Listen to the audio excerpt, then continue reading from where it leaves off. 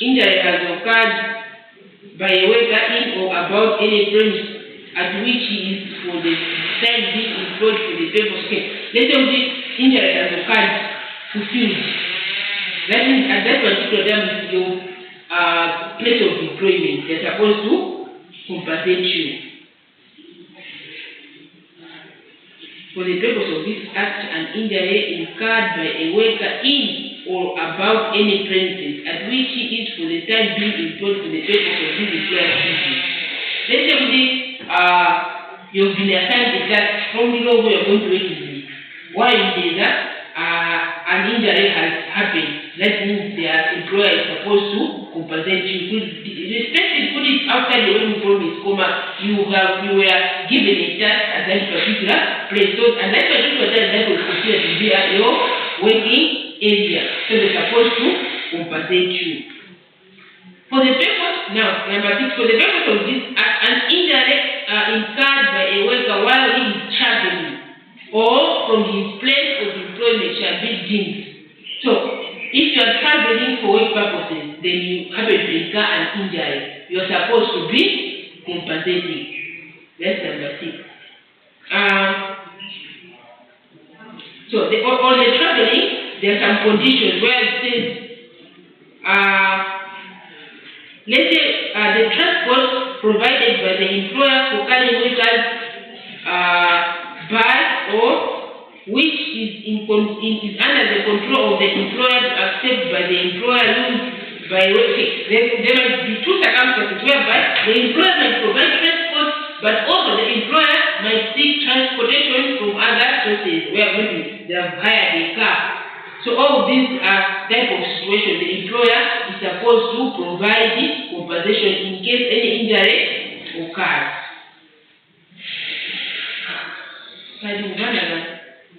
Otherwise, the act is just giving points which is what type of which types of injuries that the employer can compensate.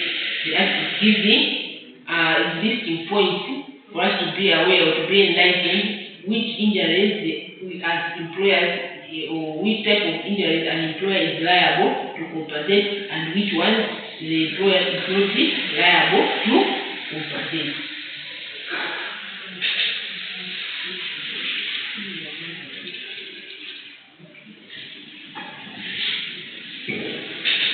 Then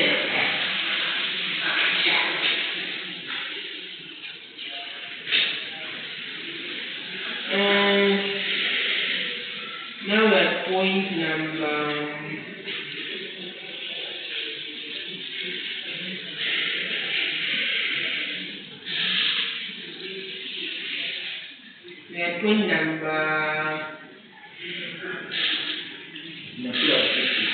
6, yeah.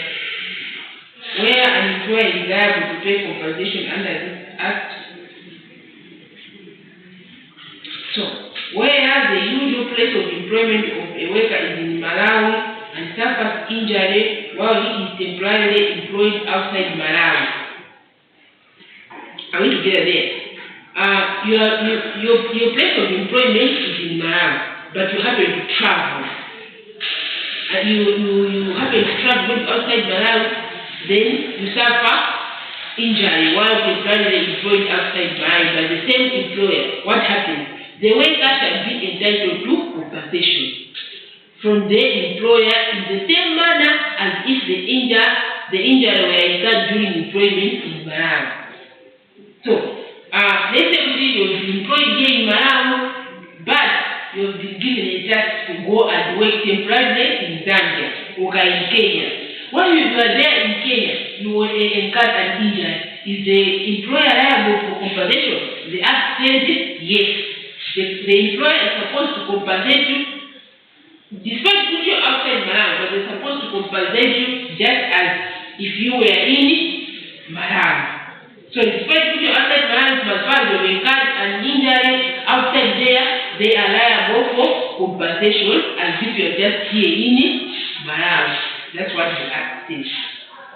So, where the usual place of employment of a worker is employed outside Malawi and serve in the world is employed inside Malawi, he shall be entitled to compensation for the employer in the same manner as if he were ordinarily employed in Malawi, provided that such workers are not entitled to payment of this compensation out of the fund unless his employer has prior thereof agreed with the commissioner to be assessed and has in fact paid his assessment in that regard.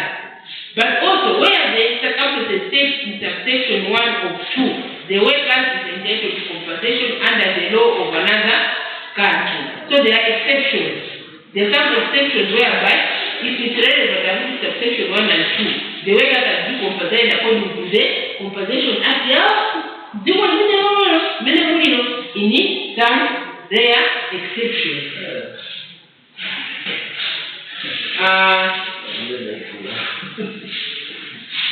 So, in what circumstances can one be compensated from the laws or from the acts of the foreign land? So they are saying, before paying any compensation, make due inquiry to satisfy himself that the worker has not already claimed under the law of the other country. So, if it's here, if they want to compensate you in Malawi, that means your employer here in Malawi needs to find out, have you not already been compensated from the foreign land? So, that's one of the things that they need to put into consideration.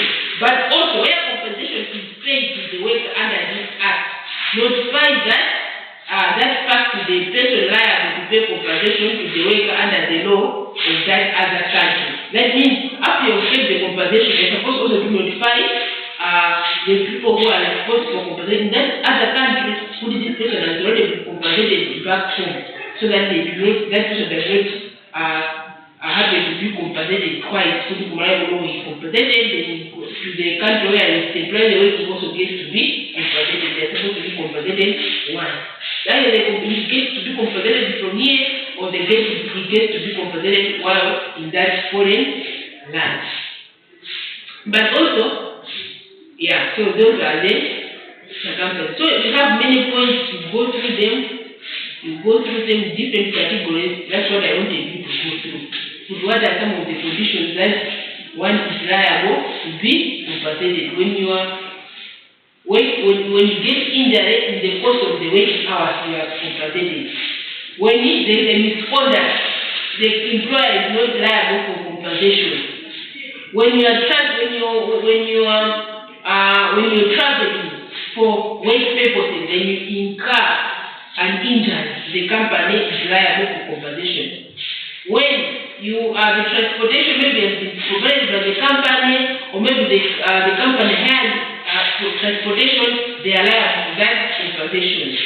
Any injury outside the work, the company or the employer is not liable for that particular compensation. Those are some of the things that the Act stipulates. Which ones cannot be compensated and which ones cannot be compensated. So we have to be conversant with these things. That's what I wanted you to go and find out when I gave out this assignment last time. Liability of the employer in case of an injury. This is what the Act says. What's the law? The law? The law. The LAW. No. ROA. The law of this allowance. To give the law. I'm talking about just step one. It must protect me that any deviation of the years. When they are doing the things, you have to be that they are protected. Like putting their care. Just one of you putting care. Because the risk allowance is mostly into those industrial workers. Even those in the hospitals, those people they are prone to risky situations. Or maybe you're trying to help a patient and you can't of people in the blood and enter to us. That's a risk. You might end up getting disease in that patient. So in that case, that means your work is a risky job. That's why when it comes to a profession which are risky, they are categorized. These are high highly risk professions, these are listed, they are average, these ones are minimum, and that's why my industrial workers, those ones they are very high risk. I'm going to factory workers.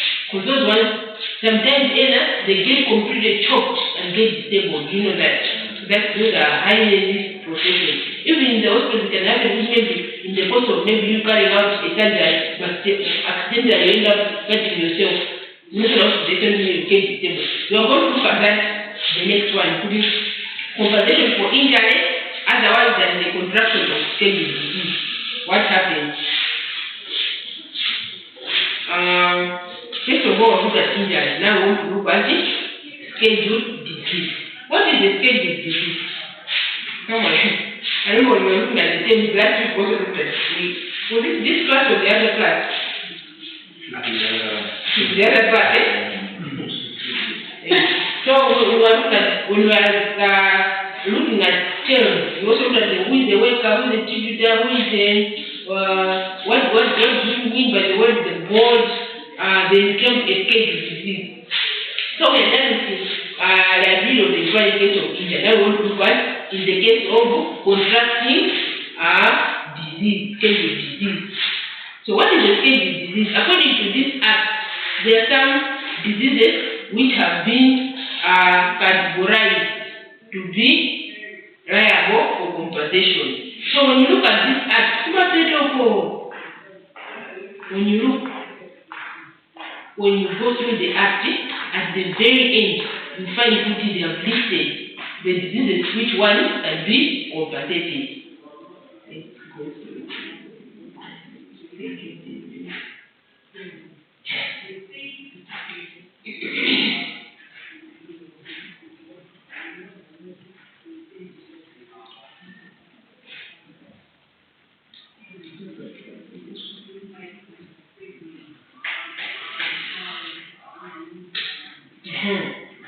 That's page 66.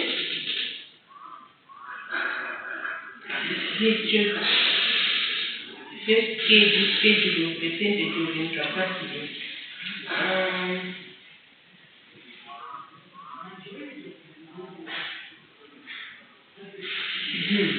That's page 7. Second schedule. So they have the first schedule and have the second schedule.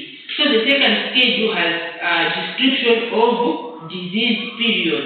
So when you happen to incur an injury, then you want to be compensated. There is that collaboration or that teamwork, because you are supposed to go to the hospital and get the right papers which incapacitate you for the compensation. You cannot just be compensated anyhow despite what you have been injured. You need to go to the hospital, and mostly it's the central hospitals which give up this type of papers which give up the papers which have the right information for you to be compensated. So you have to go to central hospital, they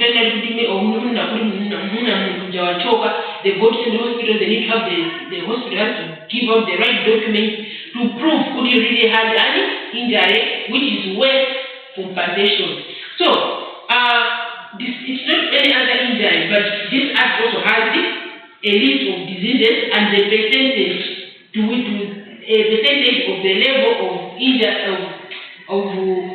that is worth compensation. At the very far end, there is a table. For example, when you're working in the factory, then you have a level to lose one finger. What is the percentage of the compensation? So if you lose a finger, if you lose 3 of them, 4 of them, the percentage of compensation is different. It's not just guesswork, but it comes from this act. So the reason what does the act say? What is the percentage? And that means that the hospital has to confirm, has to put a stamp on it that yes, indeed you lost one finger. So the reason what does the act say? So here the scheduled disease, they have description of the period, they have atlas, biosinosis, chrome acceleration, they have a list of those diseases, and they have the name of occupation, work in connection with animal in animals, any operation in any room. So they have a description. So they refer to your disease, they refer to the act, and that's why now they get the instruction with how do they proceed with the compensation. So this act is like a guidance, so that there is no favoritism. Because if you get injured or you have a disease, you then need to be compensated. It's not just to get knowledge. It's not to get knowledge. They need to refer to the act. What does the act say in the course of this injury? What does the act say in the course of this disease?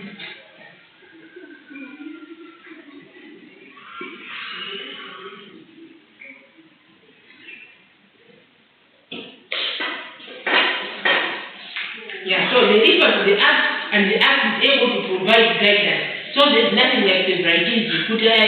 For me, I was injured one leg, they compensated me this, then the other one was injured 2 legs, they compensated more than me. No. Why? Because the act is there to provide guidance on how each and everyone is supposed to be compensated, depending on that type of injury that person has occurred.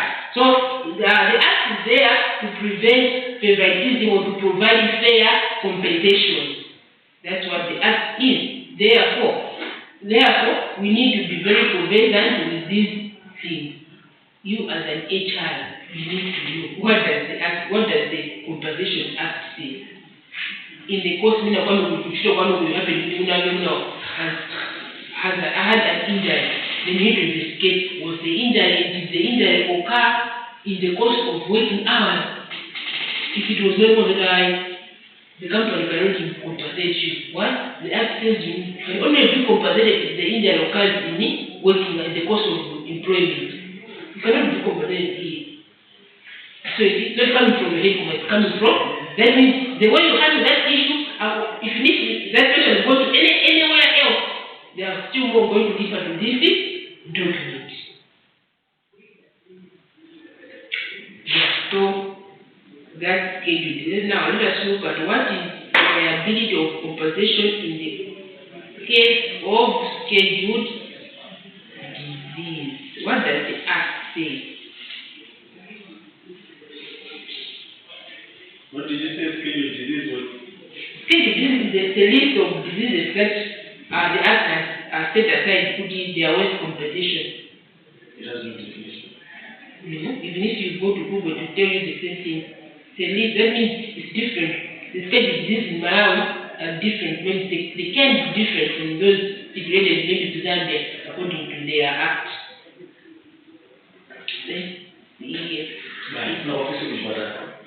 So a plan is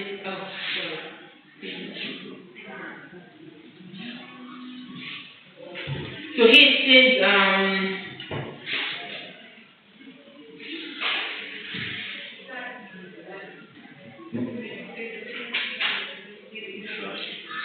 scheduled disease means any disease included in a schedule.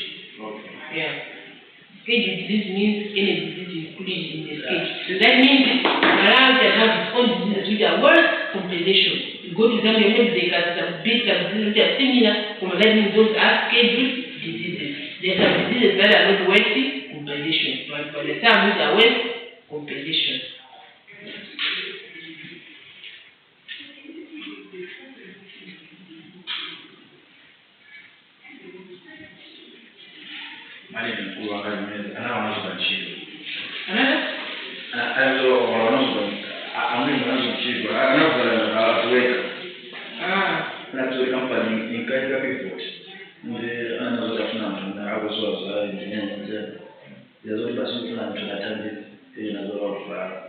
Companies,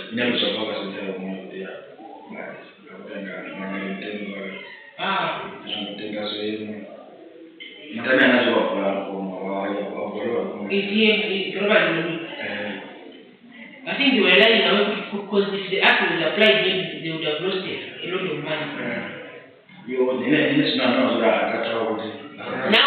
are able to understand how this act is important, so you have a data. Now put you over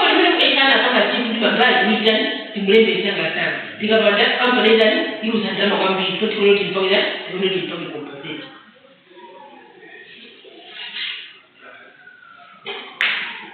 Never Ganesha and Google. Are you going to apply the background? You know what we're to mean? Background by the moon. When you go apply, maybe talking in the pandemic. I said we need to find them and read and understand. Because if you understand, there's nothing like growing. The world can grow to understand. You can simply write in your simple English. Our English may have there like low related. They are that. When you understand the content, you're able to write in simple English. And when it comes to you explaining to your colleagues, you need to explain in this language. No, this is just paper language. And when it comes to exam, here we're not emphasize when you ask what is the way you picture. I'll be looking at does it have the right content? Is it have the right knowledge? When I'm saying what does the act say, I want you to give me the knowledge, the particular knowledge according to that question, not put what is the way according to the act. I want to see a level of understanding. See what is the way from a point you will exactly ask him. I'm not looking at the what is the way. And if you're able to understand the act, you can be able even to apply to give out relevant examples. If you don't understand, can you be able to give out my examples of the people? It's very hard. So that's why understanding is important.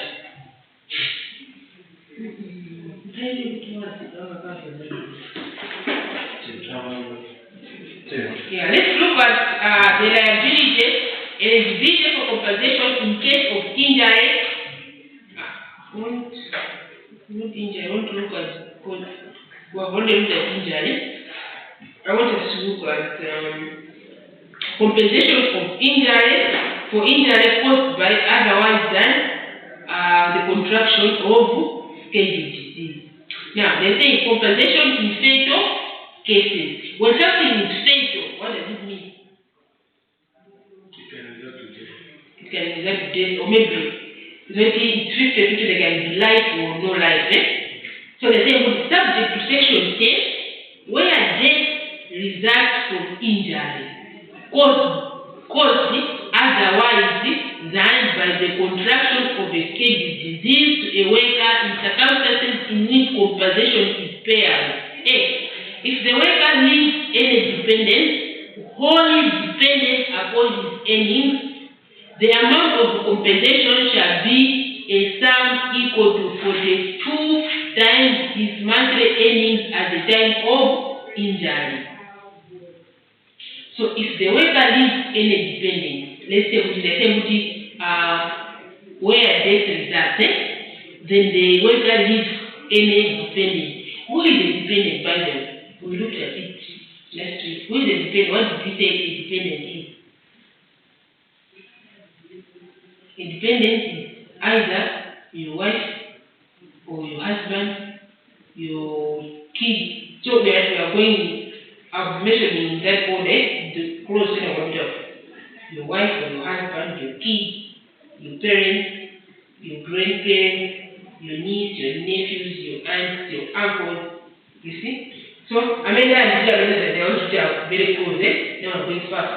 All these they belong to the category of dependence. That's why when they are trying to give out compensation, I'm not in that order, the ones who are close. Even when it comes to kids, when they are trying to compensate, your children, they look at their ages. But when if someone is older, they are independent, they cannot be compensated the same as someone who is in primary school, because they know this one needs money to go through primary school, to go through secondary school. As for you, you're already independent. So the percentage which is given to someone who is independent and someone who is dependent is different. So those are some of the considerations that are put in place when it comes to compensation. So the act says if the worker is independent, those people they are going to be compensated a sum equal to 42 times his monthly earnings. 42 times. How many months? 3 years and a month.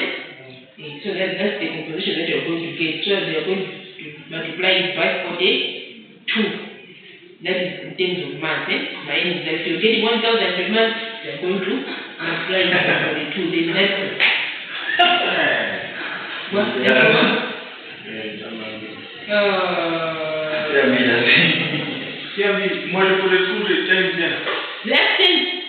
Okay, it depends. Put how much are you earning. It depends. If you're earning a huge amount of money, it's a lot of money. You should also know that money is divided. Dependent. The amount of compensation will be a sum equal to 42 times his monthly earnings at the time of the injury. So they make calculation 42 times the monthly earnings at the time of injury. So that's it. You're also supposed to be convinced.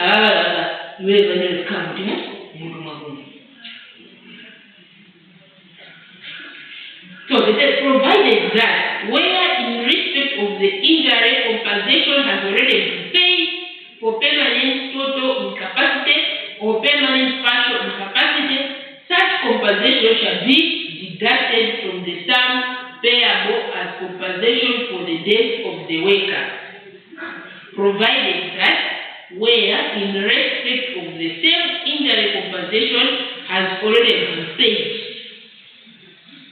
Where in cases where compensation has already been paid for permanent total incapacity, for permanent partial incapacity, such compensation shall be deducted from the sum of payable as compensation for the death of the worker. I would in case whereby let's say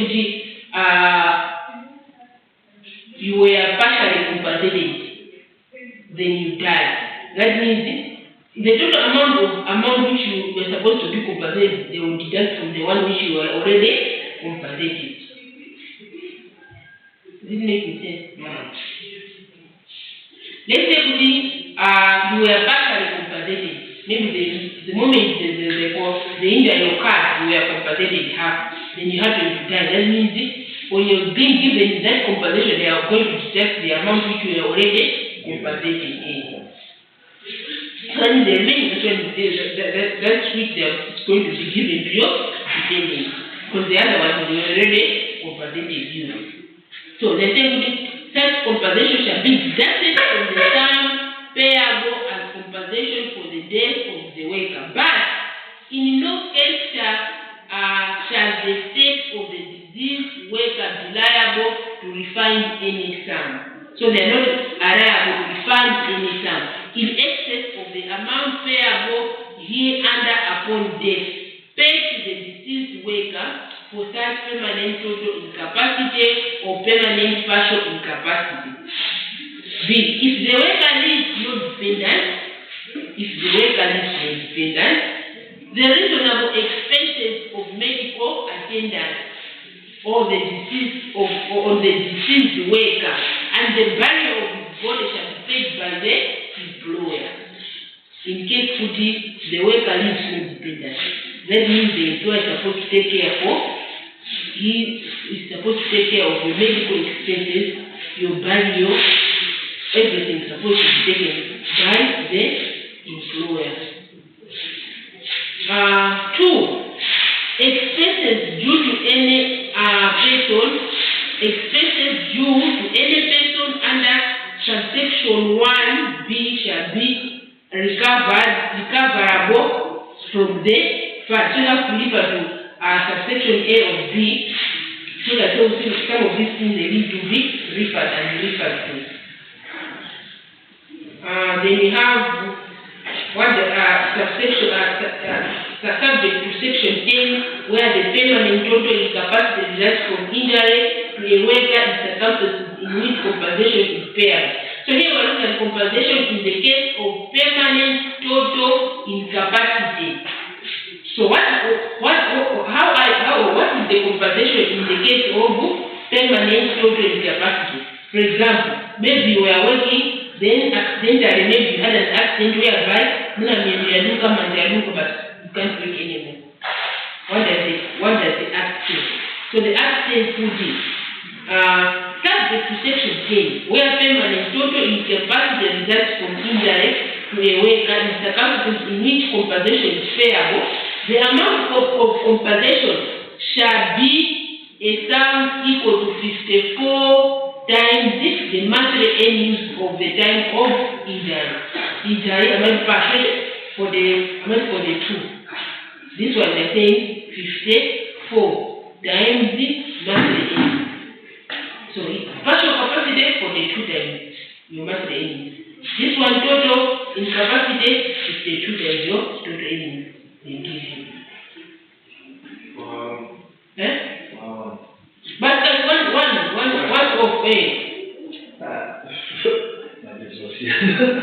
it's one of in partial compensation it's one of they cannot do compensating you now and they can in process of bank don't want it. I want to compensate. I want to compensate one of your being compensated by. No, the way you can start having company never compensate. Enough of your business. The two times the monthly earnings. For the rest of your life.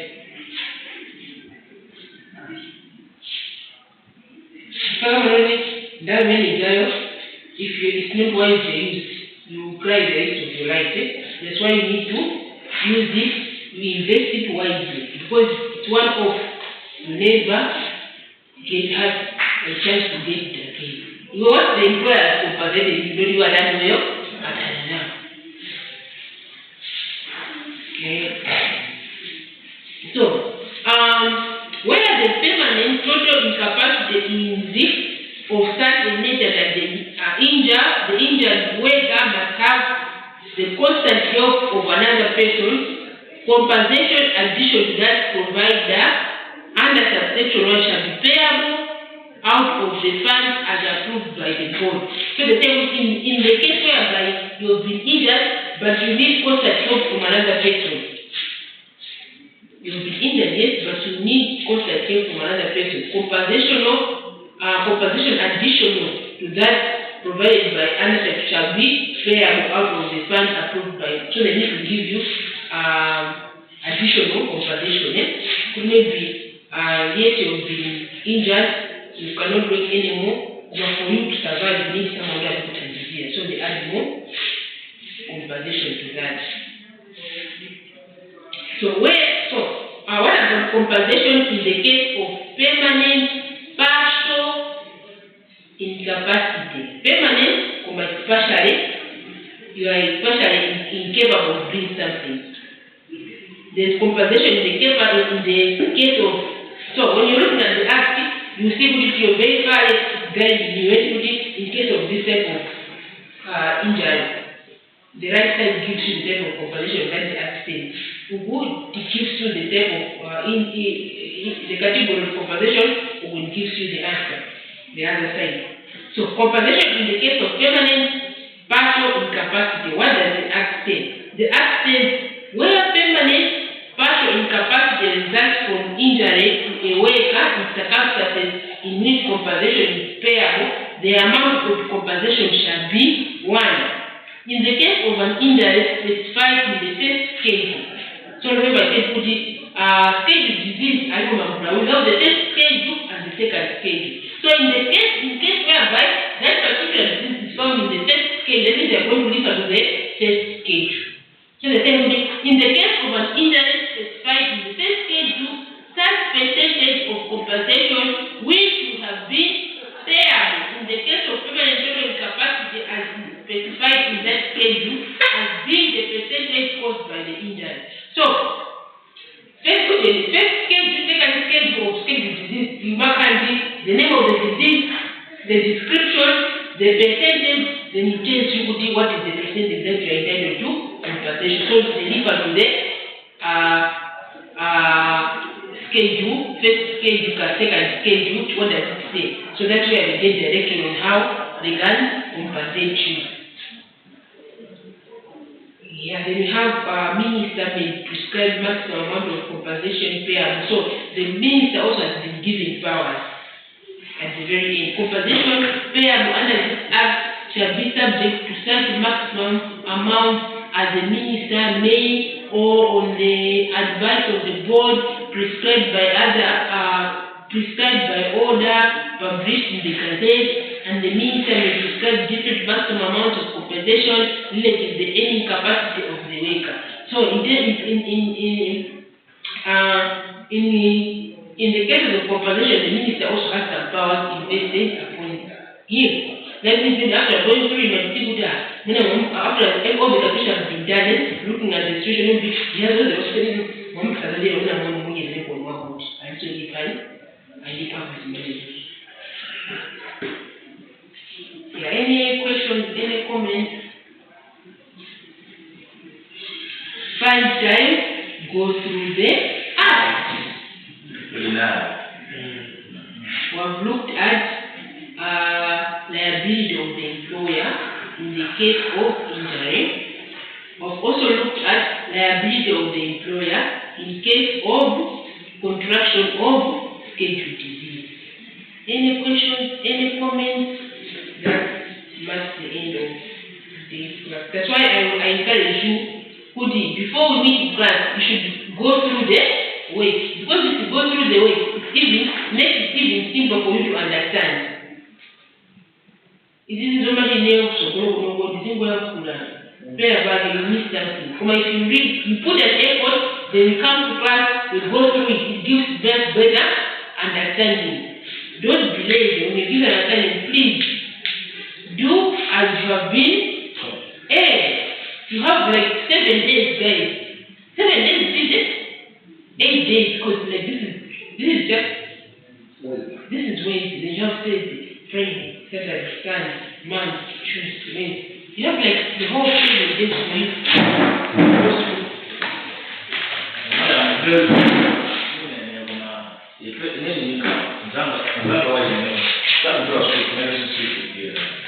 In this class, listen, them. School.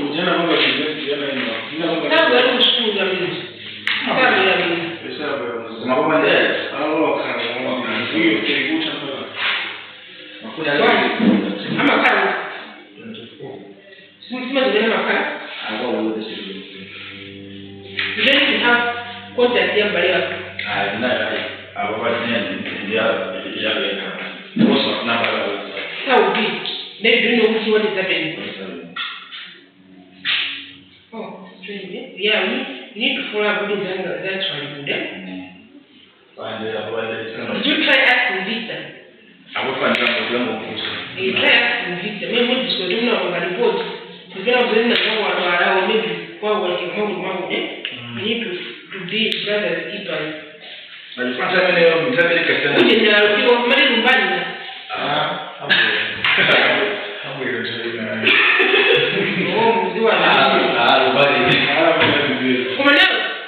here, for example, what was covered today, if you are not in class, that means you've missed a lot. So I think we are having this one class in me. 1 week? Yeah, next week. Yeah? Yeah, next week. Oh, if that's the case, then we might go through some of the things that was covered so far as we prepare for the big things like that. So maybe next week we're going to, it will be a class for all what was covered so far. Yeah, if there are no questions, we call it a day. Smile. For them. What? No,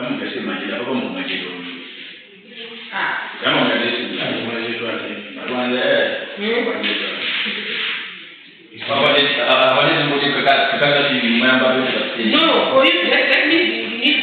Let's see next week.